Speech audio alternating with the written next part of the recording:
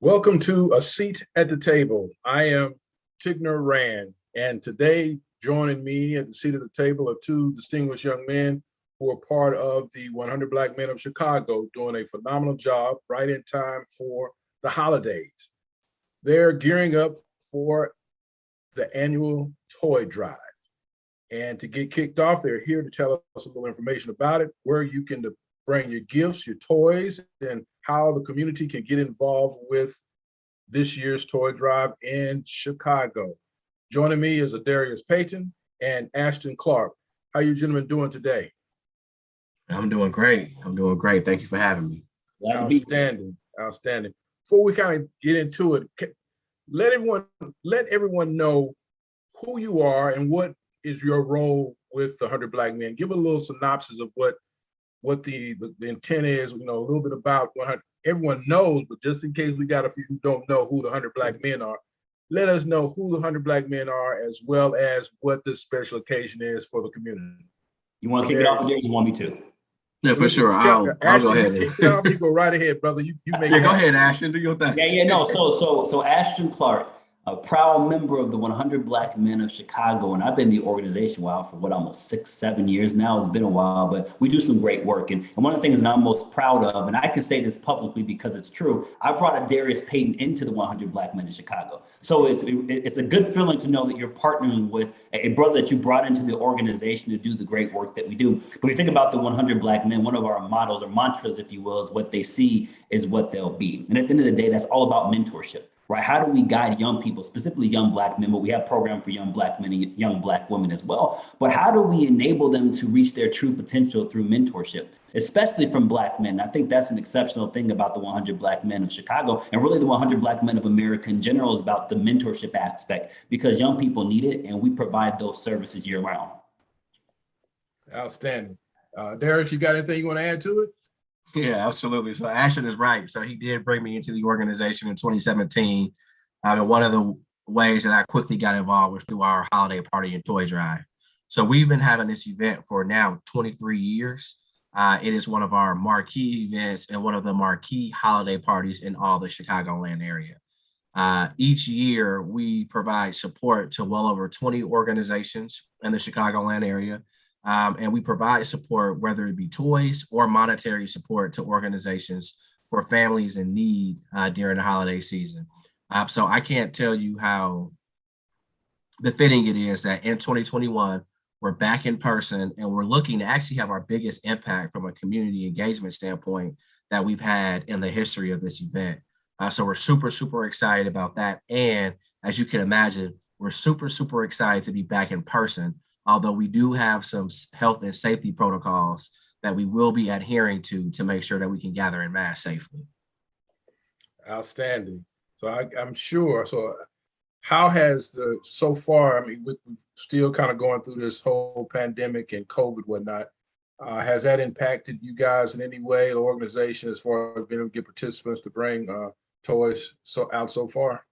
Yeah, and maybe we should just kind of start with the way that we've structured this year, right? And Darius mentioned COVID-19, and that has changed a lot of organizations and a lot of the ways that you throw events, but we wanted to be deliberate in this year in throwing an event that kept our attendees' safety as our number one priority. At the end of the day, we're trying to raise money and collect toys to give the families in need, but we want to do so that our attendees are safe. And so to be quite transparent with you, we had to make a decision early on. What is the capacity of our event? And we wanted to make a capacity in terms of size that was appropriate for COVID-19 and keeping all of our attendees safe. So what I'll tell you, and this is just being transparent, we're selling tickets, right? But the way that we've set it up is in two ways, right? Historically, you could have brought a toy and, that would have gotten you entry into the event, but we've changed things a little bit, primarily because of COVID-19. So we had an early bird ticket where you could pay an amount of money, I believe it was $15, and you would be entitled to bring a toy, and then that would grant you entry into the event. Well, that's sold out within like a week or two. And so then we have a $35 general admission ticket, and with that ticket type, you do not have to bring a toy.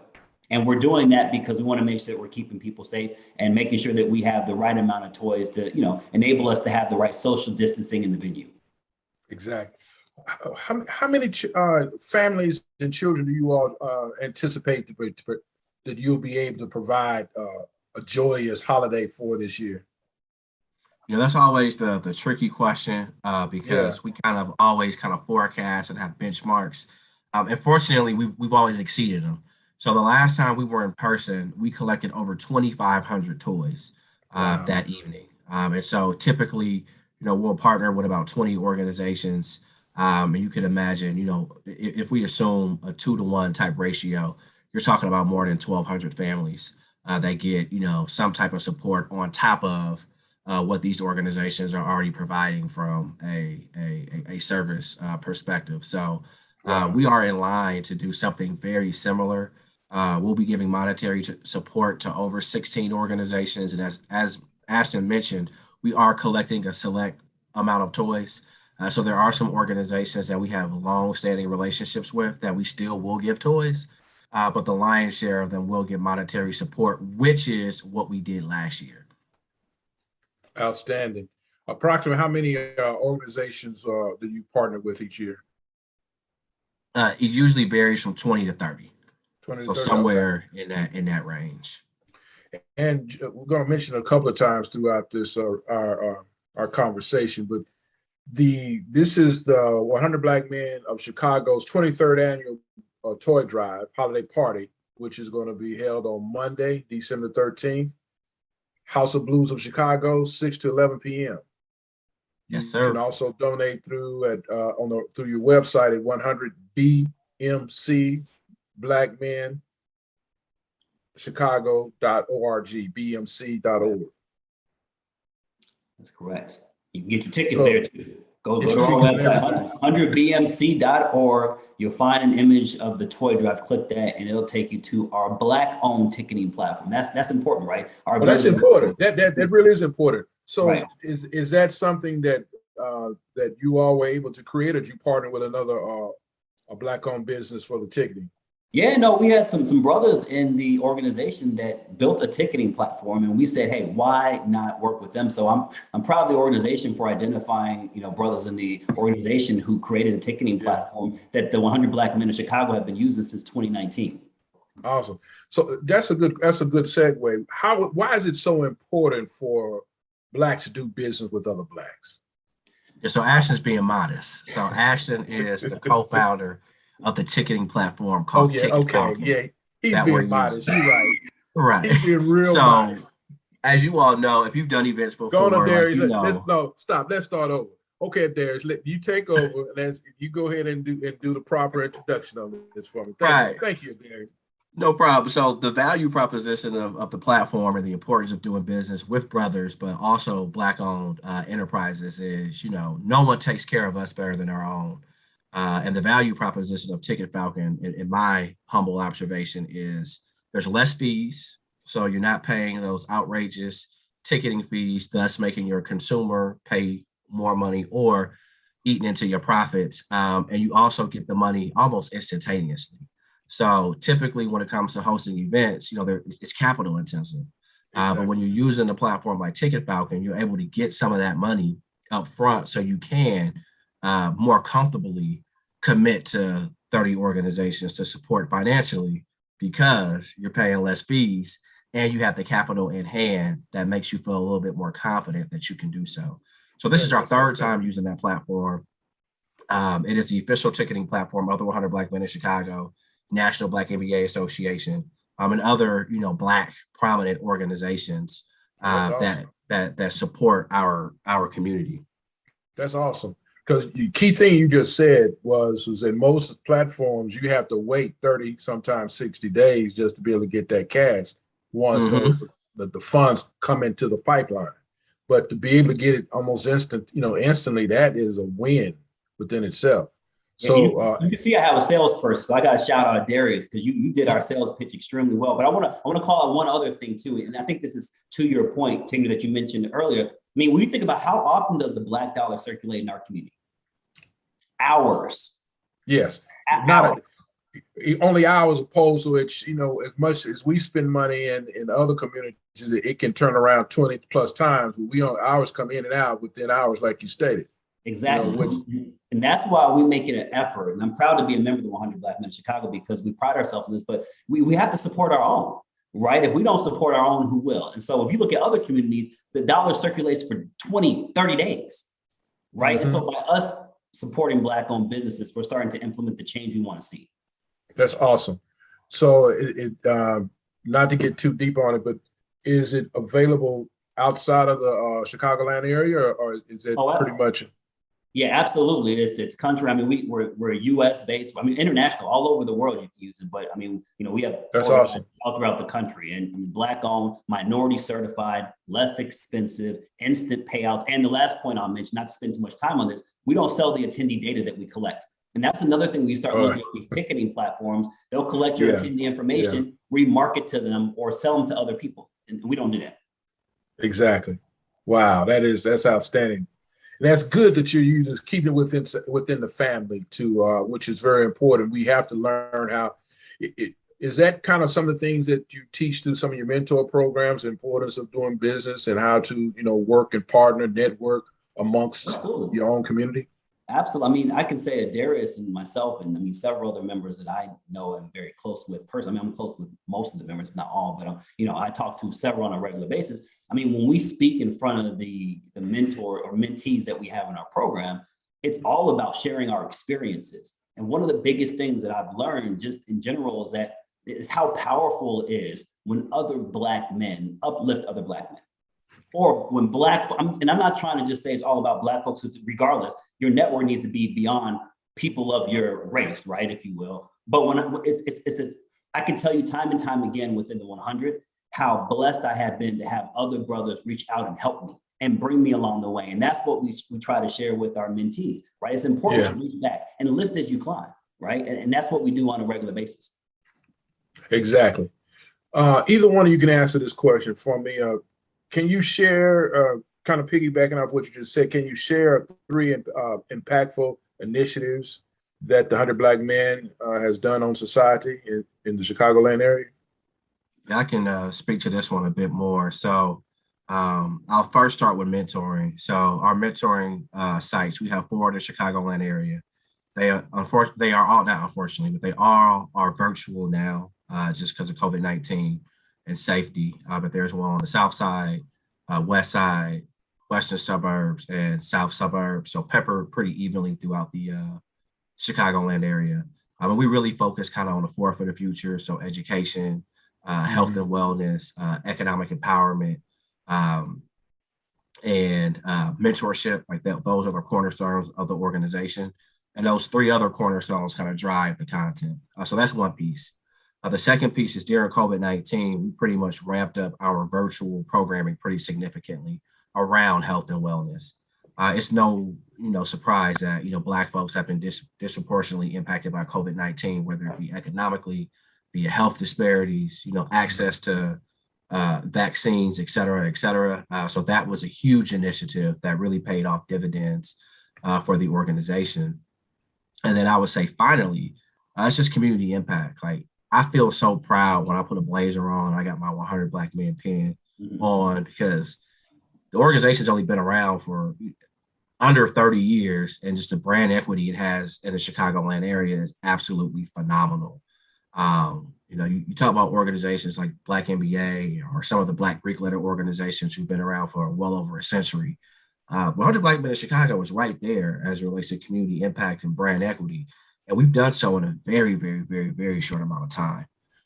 So that also, I would say, is probably like the 3 experiences that really speak to me and keep me going, keep me galvanized, and keep me energized to do the work of the organization. That's outstanding. Ashton, anything you'd like to add to that? I mean, he summed that up well. I couldn't be prouder, right? You bring a brother in like Adarious, and he's just doing phenomenally. But one thing I want to share is, I mean, you think about the toy drive. I know we mentioned that, but as much as we say it's a holiday party, as far as we're concerned, it's about how do we make the maximum impact to the communities that we serve. It's nice to get everybody together. We want to have a good time in a safe way. But when you see those toys, or when we go to organizations and we give them the monetary contributions that we said that we would, or the toys, right? It changes. Right. It changes lives in that moment, because there could be a young person that wasn't going to get a toy, and now we've helped them with it. You think about our college scholarship fair, right? That is a phenomenal event, if you will, that we throw that even occurs over a period of days with some of the sessions we have beforehand and even the big event. But nonetheless, we have schools coming. And what I'll tell you is you have young people who are about to go to college, right? Who may have been doing something else post high school, now want to go to college, right? Regardless, right? They come in there and these schools have scholarships. I could tell you, I have a god brother who went to the 100 Black Men in Chicago college scholarship fair and pretty much got a full tuition to go to college, a full tuition scholarship. He went there, talked to them, they liked him, bam. He was like, Ashton, I got an opportunity to go to the school. And I'm like, that's the impact that we make, right? You think about value, right? Value can be captured, right? Or it can be created.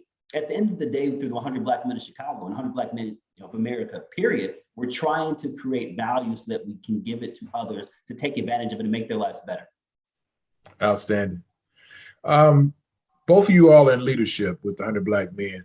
So if you would, we'll start with you, Ashton. Describe your leadership style. Yeah, that is a great question. And when I was in business school too, I got asked this and I struggled with it, right? Until I started thinking about it. So I'll put it to you like this. I'm the type of leader that empowers others to do things they otherwise could not do without me. Think about that, right? That is a leader is not a micromanager.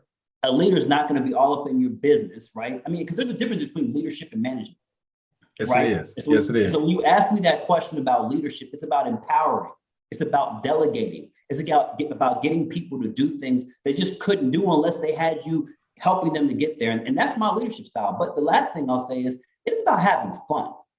So many times I've worked with other leaders that they're all about the business, but they can't take a second to smell the roses. But I'll tell you about Adarious and myself and how we lead the toy drive. We laugh all the time. And to be honest, some of the stuff is a little stressful, but we get through it because we're a family. We laugh and we have a good time. And that's how I would describe my leadership style. Awesome. Darius? Yeah, I'll piggyback off that. I think Ashton is spot on in the definition. There is a tight tension with leadership and management. And I like to take it a step further and just, I always say that leaders are not, what's the word I'm looking for? They're not content with the status quo. Mm-hmm. So literally, as it relates to our impact with the toy drive, the culture we have amongst our team, how well we plan, how well we execute, how well we are able to disagree but not be disagreeable, all the things that contribute to a winning culture, we like to think that we embody. And we've seen brothers start on the toy drive committee and go to chair membership, go to being on the marketing committee, or go to being a mentoring site lead. Very, very high visibility positions in the organization. So I'm a brother that's pretty laid back, as you probably can tell. But when it comes down to handle that business, though, we gonna handle that business. It's all about that business. I understand. And we gonna have a good time, but we gonna make sure that we're achieving what we're supposed to achieve. And I give people the opportunity to explore, fail fast. If it didn't work, that's okay. We'll course correct and we'll go forward. But what we can't accept is not trying. I understand. How many do you have on your committee, on the actual toy drive committee?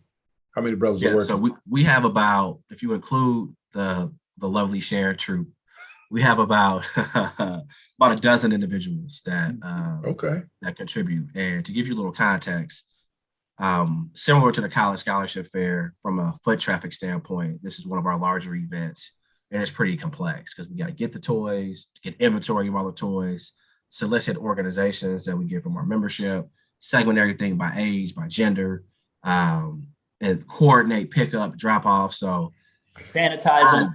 Yeah, sanitize them. Right. Yeah.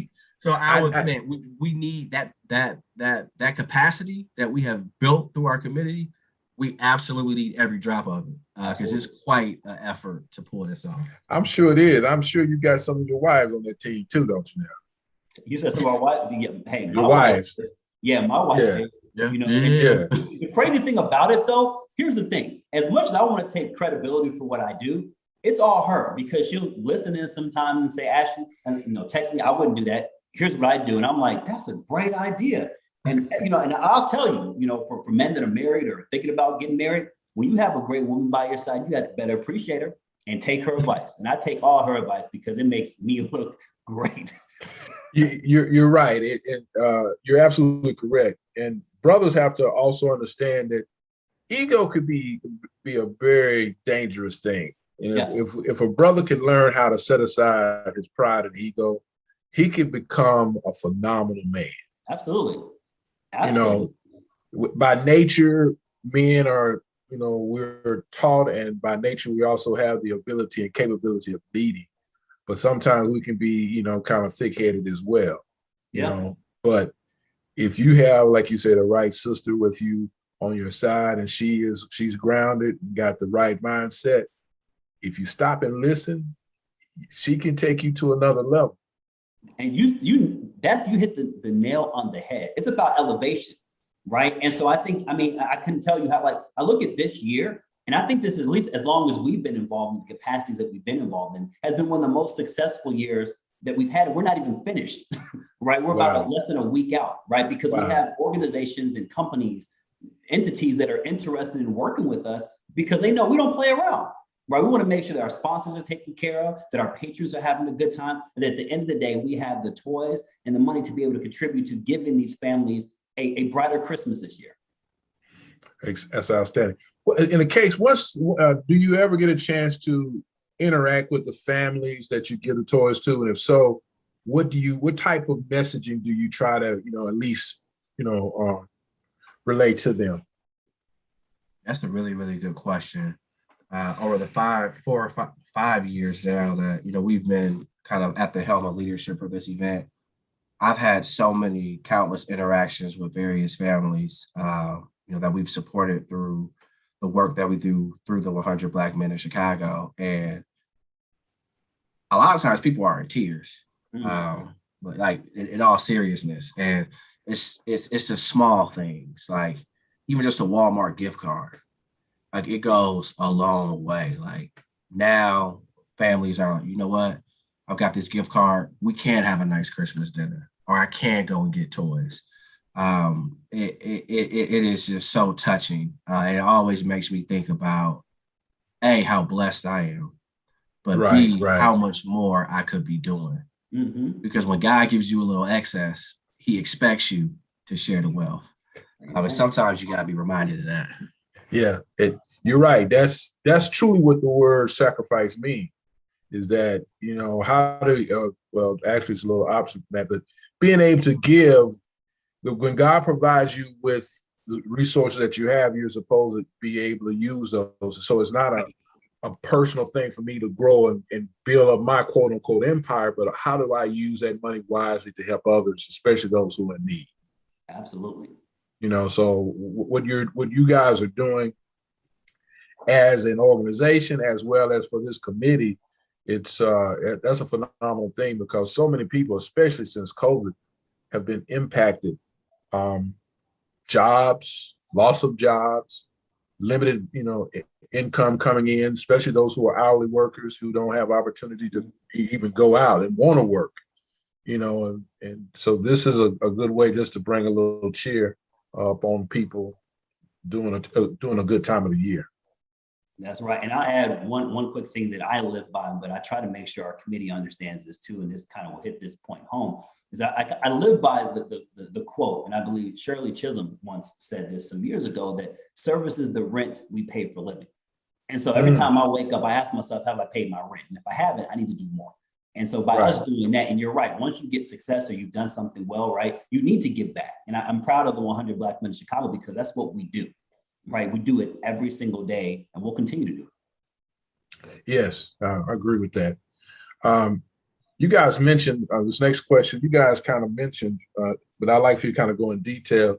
How has the 100 Black Men leveraged technology, especially during this COVID pandemic for the almost 2 years? Yeah, we've really stepped our. No, I mean, I'll kick it off really quickly. So technology has been the center point of what we've done over the last year and a half. We didn't have a choice. Most organizations, I'll tell you, just because I'm in the ticketing business, have struggled to maintain their relevancy because they didn't know how to make the transition from doing things in person to doing it virtually.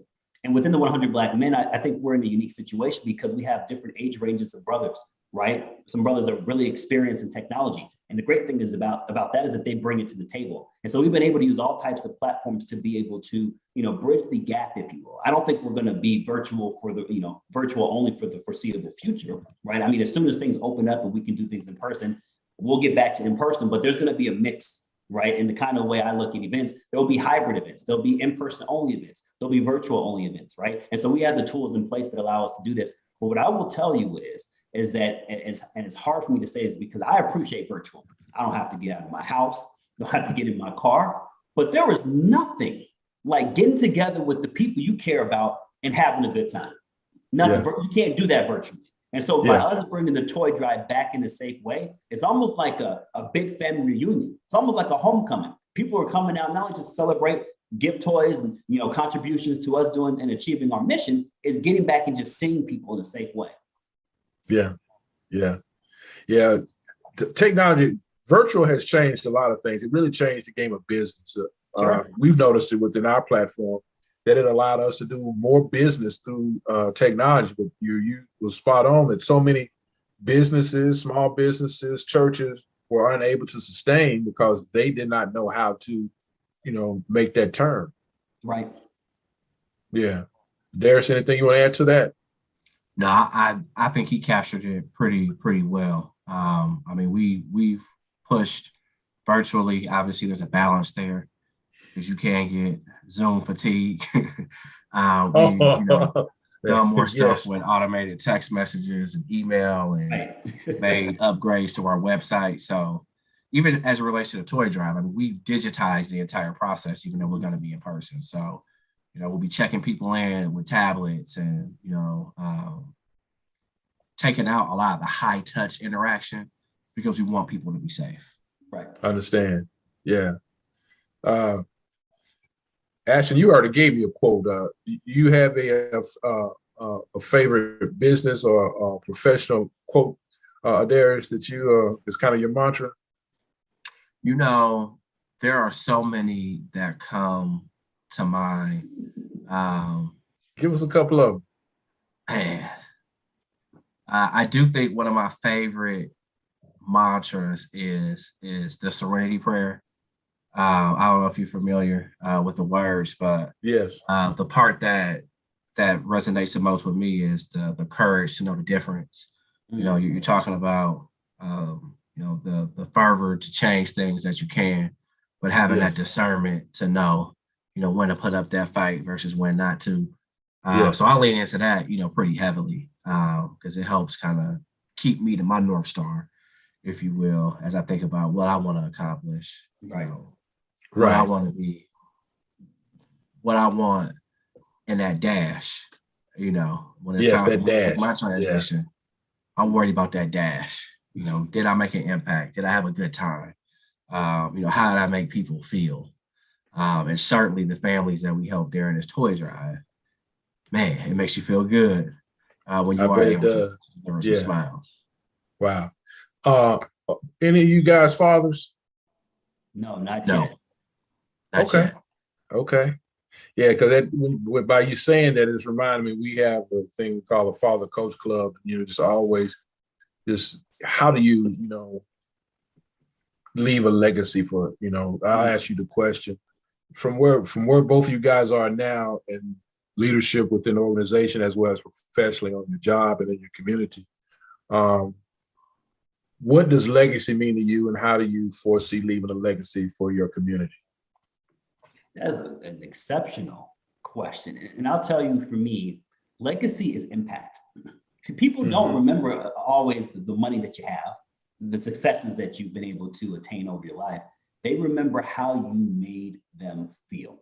And when you actually think about that and you break that down, it's like treat people with respect, right? And you'll get respect back, right? And that's kind of how I think about legacy and what I want to leave behind. I want people to remember me because of how I made them feel, what they were able to accomplish by the interactions with me. The money, it's nice to have money. Don't get me wrong. We want to be able to earn a living and do those things, but more money, more problems. And I've learned that over time. So it's more about the people in my life and what I'm leaving behind, right? Put the money aside. It's like, I want to enjoy life. I want to have good moments. I want to have good experiences. And I think that's what legacy is about. Like if God willing, enables me and my wife to have kids one day, which I'm hoping that he does. It's about putting them and setting them up to remember what it means to be a leader, what it means to be a God-fearing man or woman. Like instilling that, and as we mentioned fatherhood, I couldn't be more excited about that opportunity, because you have an opportunity to start to nurture someone that you helped create. Right. And so that's when I look at legacy, I would look at my kids actually. And once my kids have gone through, high school and college, am I proud? And I look at like my parents and, my godparents and my aunts and my uncles. And they've always told me that, like I look at you and your brother and your sisters, right? And I want to be able to, if I were to see you in the newspaper, open it up and be proud. And that's what legacy means to me. Awesome. That was a great answer. Yeah. And my response is eerily familiar, like many other responses. I think legacy is impact. I do think it's how you made people feel. And I also think it's maximizing opportunity. I'm not in the school of thought that people are here by accident. Like you were put here by a higher being, flesh was put on your body, and there's purpose on your life. Yes. Sometimes how that purpose manifests itself, may not necessarily materialize how you think it should materialize, but you're here for a reason. You woke up this morning for a reason, and there is a calling on your day. And so those things matter to me. I do pray that I'm fortunate enough to have children with my fiance and future wife, and similar to Ashton. One of the things that motivates me, I can't say I had the perfect childhood, but it's being able to provide the things that I didn't get. The guidance that I didn't get, having a consistent male figure in the house, not having to get on YouTube to learn how to tie a tie, should I have a son, just things like that, that sometimes, again, get taken for granted, but mean the world of difference, because it ends up, you end up creating moments that matter. Yes. And that's really, really key. Wow. Yeah, that was outstanding. I like that. Any books? What books do you think young brothers or even men should be reading? What 2 books you think we should read that'll help elevate us to be better? Well, I'll give one, and this is one that I got in an early age: Rich Dad, Poor Dad. Good right? book, yeah. I mean, and I think when you start to understand what it means to be wealthy versus rich, hold a whole different point of view there, right? But that cemented some things in my life about, the decisions that I make are super important. So let me figure out how I can make the best decisions while still leading a life that I'm proud of, right? The second one would be from good to great. That is an important thing to think about, right? A lot of people think that they're great, but they're really not, right? Until you get into a circle with other people that are smarter than you. And yes. I learned that, right? If you're the smartest person in the room, you're in the wrong room. You're in the wrong room, that's right. You're in the wrong room, right? And so what I've always tried to do is challenge myself by getting into rooms where I'm not the smartest person. And that has been the best opportunity for me to grow and go from being good to ultimately great. Yes, iron sharpens iron. So you have to be in something that's better and greater than you, so that it'll be able to be sharpened from it. Absolutely. Yeah, I agree. So I'm gonna be a little unconventional. One of the best books I think anybody can read is the Bible. There you go. I thought about that, but you're right about that. Yeah. A book I'm reading now that's been helpful is Peace Every Step. It's about mindfulness, about how you can proactively get control of your thoughts in your mind. Because though it sounds like it's very easy to do, it's not. It's not. Another really powerful book I read it's by Dale Carnegie. I'm gonna transpose the title a little bit, but it's about making friends and learning how to influence others. And it basically tells you how relationships are the centerpiece of life, whether it be professional, romantic, like all the relationships that you have in your life kind of manifest themselves and they make your experience. People are very, very fragile creatures. We have emotions and we have all this wide spectrum of things that make us who we are and identities. And he really kind of lays out, this is an old book, but he really lays out like how important it is to remember someone's name. Like just being able to do that and say it the correct way. Like going up to them, asking them how they want to be addressed. I know in COVID, like the pronouns question got really, really popular. But it's true. Like people have the autonomy and the agency to dictate how they want to be referred to. So like little things like that, I feel like is what take from a leadership perspective, take you from good to great. And you're looking for how to win friends and influence people. I think that's the book you're referring to, right? Like, Yep. Okay. Okay. What do you guys do professionally outside of 100 Black Men? So I am a brand marketer by trade. So for any listener that is under the age of 21, close your ears. I work at Molson Coors Beverage Company, formerly known as Miller and Coors Brewing Company. Those are the legacy parents. I am, a marketer. So just standing up our retail plans and marketing strategies and all that stuff, all that fun stuff. That's what I do for a living. That's awesome. How long have you been a part of the brand? So I've been in the brand world for just over a year, but I've been with the organization for almost 8 years in a collection of different roles: sales, business analytics. I even went to IT for a little while. In my short tenure, I've had a diverse set of experience. I see. Knowledge is power. What is your undergrad? What did you major in, and what college? And so I went to DePaul University here in Chicago, majored in economics. I liked my experience so much, I went twice. Went back for business school.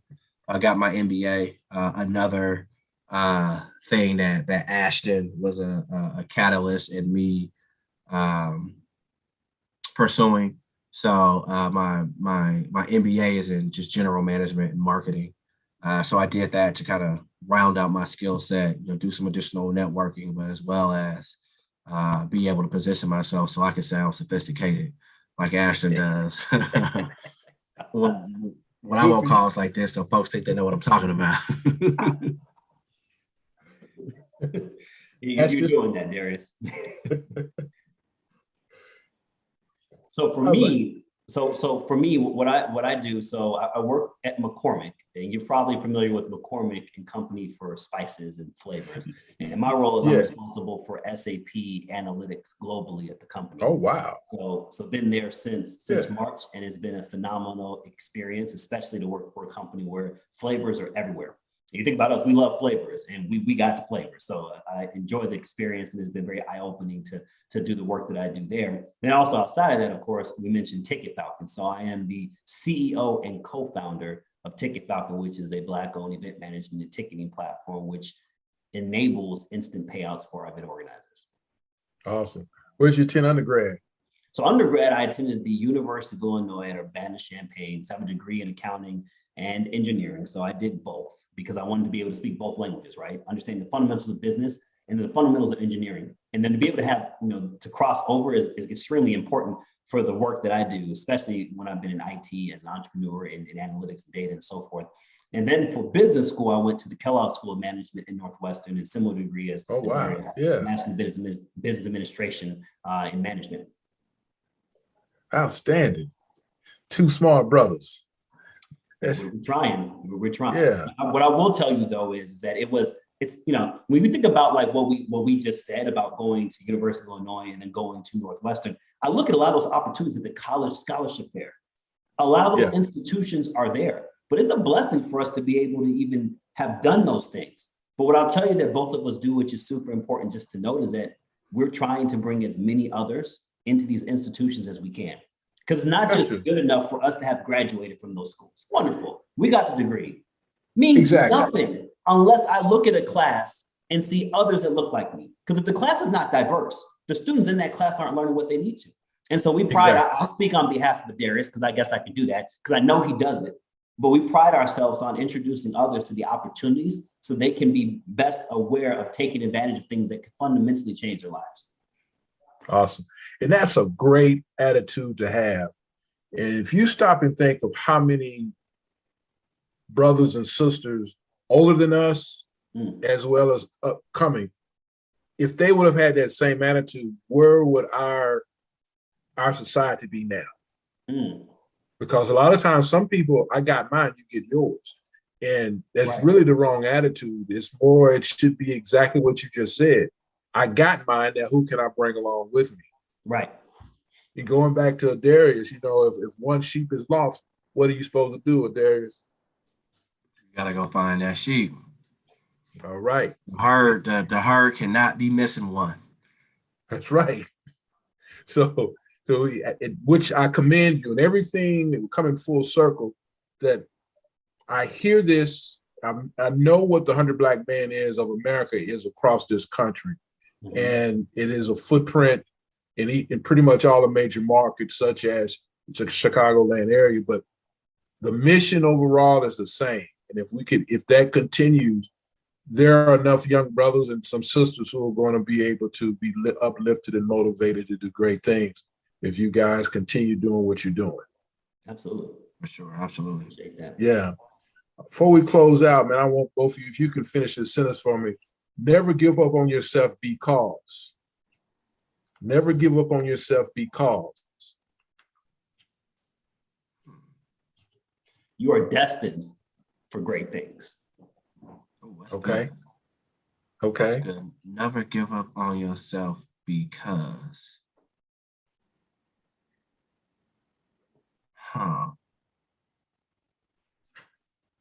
You asking the great question. I tell you right now, these are great Yeah, questions. that's some great questions. That's some great questions. I ain't gonna lie to you. I'd never give up on yourself because if you count yourself out, everyone else will. Oh, that's real. There you go. That is real.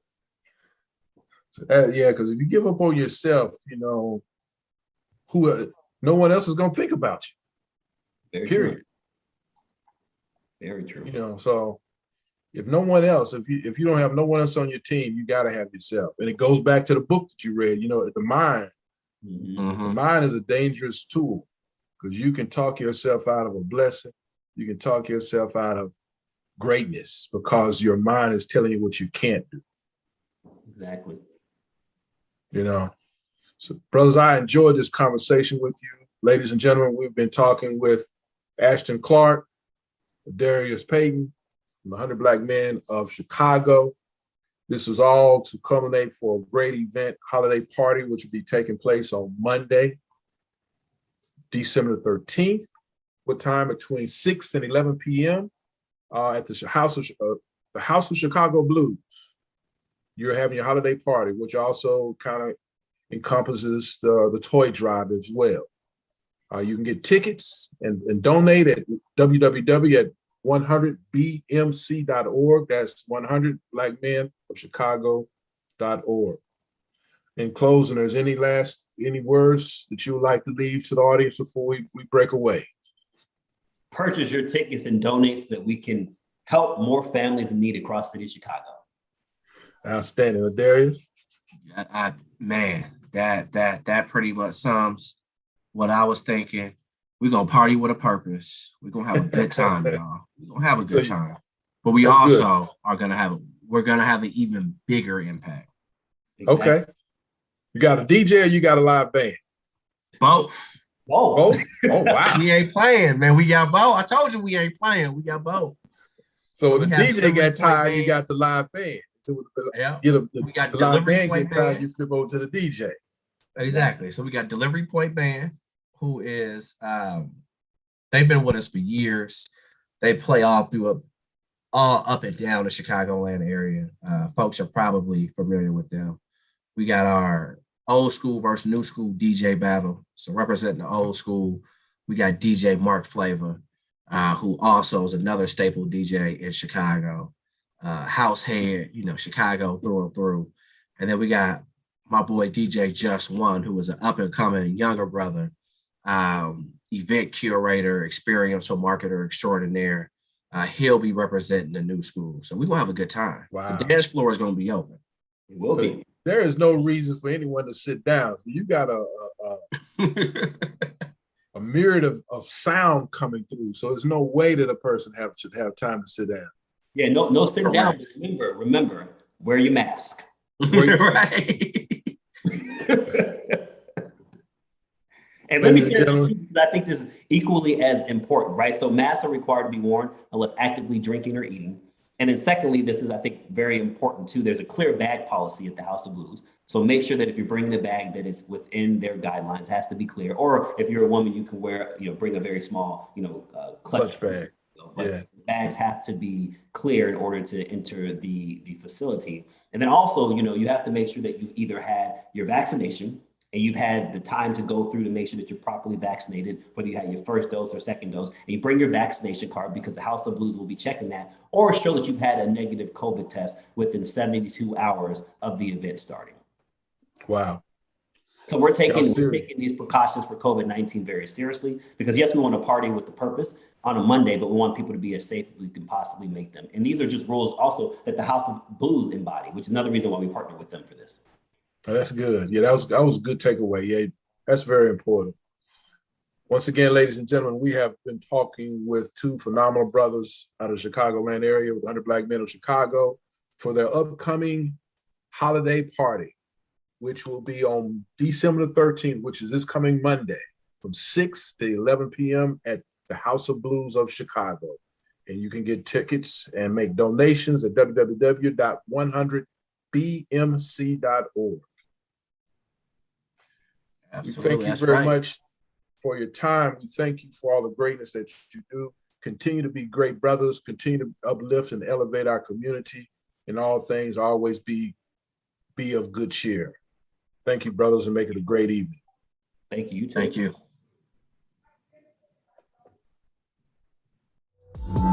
Thank you.